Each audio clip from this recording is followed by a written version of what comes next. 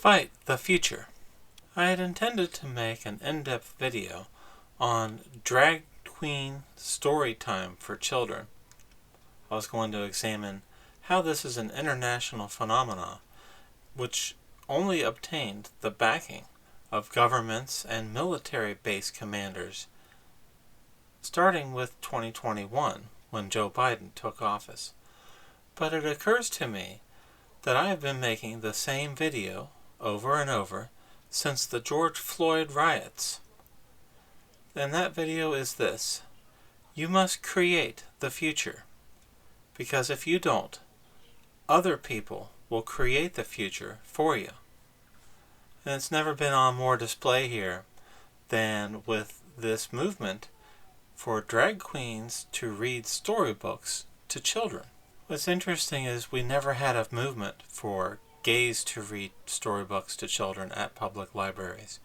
We never had lesbians to read lesbian story time to children at libraries.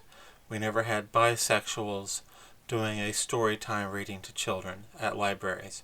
So where did this sudden push come from to have men dressed in outlandish outfits pretending to be women reading to school children at public libraries and on military bases? Pentagon cancels family-friendly drag show at Nevada Air Force Base. The Nellis Air Force Base commander welcomed a drag show on the base. No minimum age requirement. Why was it so important to get children present at the drag show performance? They say that drag performances have always been part of the U.S. military. Well, they never had a requirement to get children to these drag shows, did they? That's something brand new, starting with Joe Biden becoming president.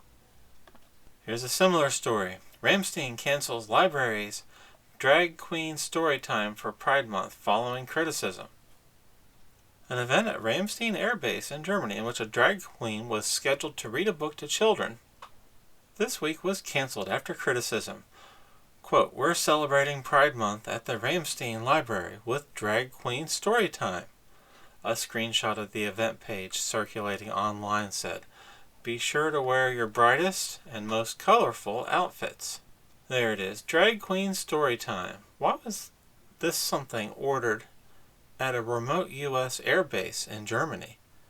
This appears to be something ordered across international boundaries at public schools in Canada, America, elsewhere in the Western world.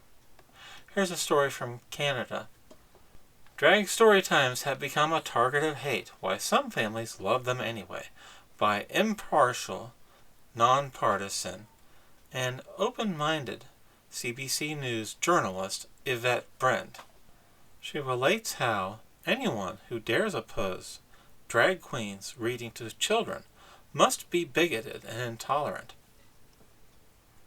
Here's the drag queen doing story time here. Can you imagine this person in this blue outfit with high heels working as a farmer in this garb with pumps and stockings and a wig and 5 pounds of makeup? Imagine this person getting on a tractor and working on a farmer's field all day, or on a construction site. Look at how the moral focus is switched to anyone who dares complain about this state-sanctioned activity. I just think it's absolutely ridiculous that people are pushing back against it so strongly. It's totally harmless. None of my kids have turned into drag queens, and if they did, that would be okay. So I wanted to do an in-depth video exploring this and asking questions such as, who ordered this? What government official ordered this? But you can see it's an international effort. And in fact, it reminds me of how in the 20th century, the International Comintern, based out of the Soviet Union, ordered the destruction of Western culture. They created abstract art to attack the arts. Communist ideology infiltrated movies, books, television shows, and music. And when the communists failed to achieve their goals in the 20th century, what is their new approach in the 21st century? It's stuff like this drag queen story time for children, where any criticism of these activities is couched in terms of, "You're intolerant." So the parents who don't want to participate in this are the bad people. And I will close with a quote from Babylon 5. I intend this to be my last video because I've been saying the same thing in every video.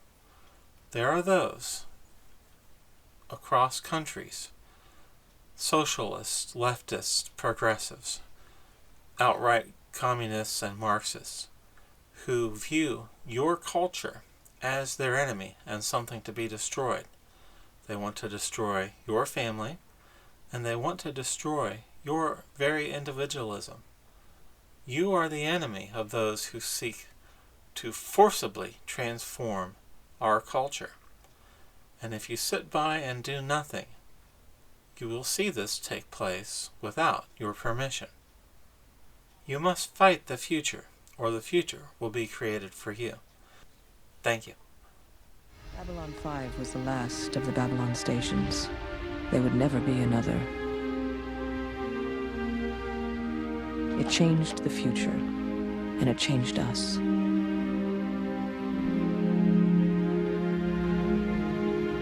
It taught us that we have to create the future,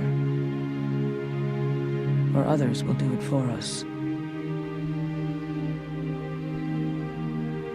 It showed us that we have to care for one another, because if we don't, who will?